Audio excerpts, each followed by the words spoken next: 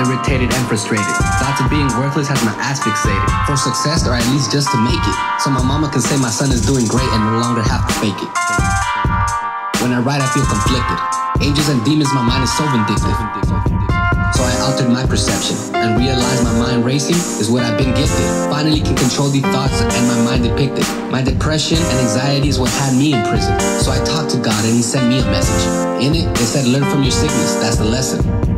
Once you conquer them, you'll understand the premise. It's a constant battle, fucking endless. I stay running because chasing dreams is like an airplane ride. It keeps me lifted.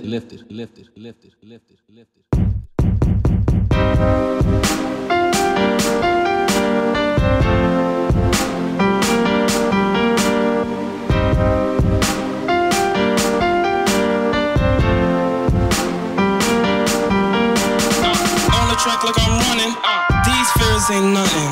Instead of complaining, why don't you go and do something? Still sicker than your average, look at that competition couldn't manage. Y'all don't rap, y'all acting, y'all the new Randy Savage.